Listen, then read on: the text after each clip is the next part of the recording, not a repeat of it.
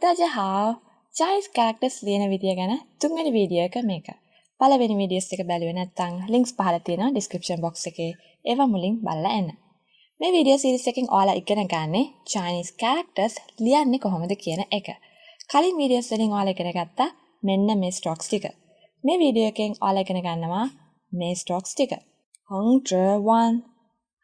zhe wan go ti heng zhe ti shu ti. කලින් එකේ වගේම මේකෙත් සමහර strokes පටන් ගන්නෙ heng කියන එකෙන්. ඒ කියන්නේ හරහට ඉරි කැලකින්. අපි මුලින්ම ඉගෙන ගමු මේ strokes දෙක. heng zhe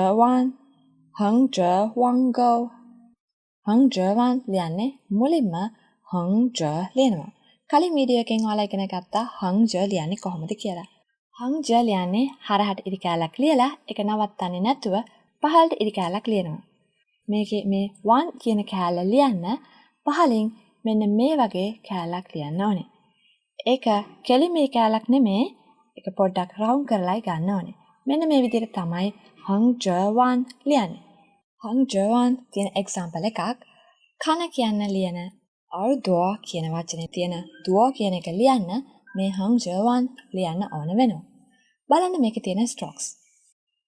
Pie heng zhe wan heng shu pie na. එතකොට මේ දෙවෙනි දෙලින stroke එක තමයි heng zhe wan කියලා කියන්නේ.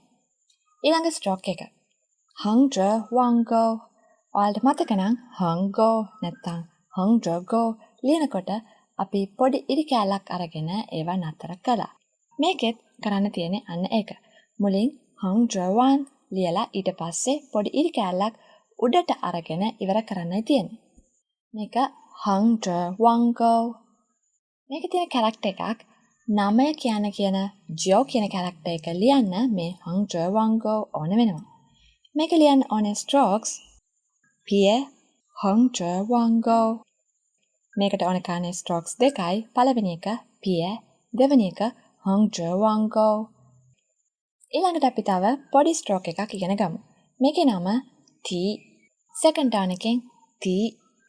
සාමාන්‍යයෙන් strokes ලියන්නේ උඩ ඉඳලා පහළට උනාට මේ ti stroke එක ලියන්නේ පහළ ඉඳලා උඩට. හැබැයි මේක පටන් ගන්න ඕනෙත් වමේ ඉඳලා. වමේ ඉඳලා පටන් අරගෙන දකුණට උඩට ඉරි කැලක් ලියන stroke එක ti. මේ stroke එක තියෙන character එකක් ඉගෙන ගන්නවා කියලා ලියන්න ඕන වෙන ශ්වේෂි කියන වචනේ ෂී කියන එක ලියන්න මේ ti ඕන වෙනවා. මේක ලියන්නේ heng zhe go dian ti. මේකේ අන්තිමට ලියන stroke එක ti. පහළ ඉඳලා දකුණු පැත්තට උඩට පොඩි ඉරි කැලක් ලියනවා. ඊළඟට අපි ඉගෙන ගමු මේ ti stroke එක තියෙන තව ලොකු strokes ටිකක්. heng zhe ti shu ti. heng zhe ti ලියන්නේ මුලින්ම heng zhe ලියනවා ඊට පස්සේ ඒක ඉවර කරන්නේ ti එකෙන්. මේ අන්තිමට ලියන එක heng zhe wan එකේවත් heng zhe wan go එකේවත් වගේ නෙමෙයි ඉවර කරන්න ඕනේ. පහළ ඉඳලා උඩට පොඩි ඉරි කැලක් ලියන්න ඕනේ. මේක තියෙන character එකක් කියනවා නැත්නම් explain කරනවා වගේ meaning එකක් දෙන jiang කියන character එක. බලමු මේකේ තියෙන strokes මොනවද කියලා. මේකේ දෙවෙනි stroke එක තමයි heng zhe ti. මේක ලියන්නේ dian heng zhe ti heng pie shu. මෙන්න මේ විදිහටයි heng zhe ti stroke එක character එකක ලියන්නේ. දැන් බලමු මේ වීඩියෝ එකේ අන්තිම stroke එක. මේ stroke එක පටන් ගන්නෙ heng එකෙන් නෙමෙයි shu එකෙන්. ඒ කියන්නේ උඩ ඉඳලා පහළට ඉරි කැලකින්. මේක ලියන්න හරිම ලේසි. මුලින්ම shu ලියනවා ඊට පස්සේ ඒක ඉවර කරන්නේ ti එකකින්. මේක shu ti. මේකෙන් තියෙන character එකක් පුළුවන් කියලා කියන kai කියන වචනේ ලියන්න ඕන වෙන e කියන character එක ලියන්න මේක ඕන වෙනවා. මේක පටන් ගන්නෙ shu ti stroke එකේ.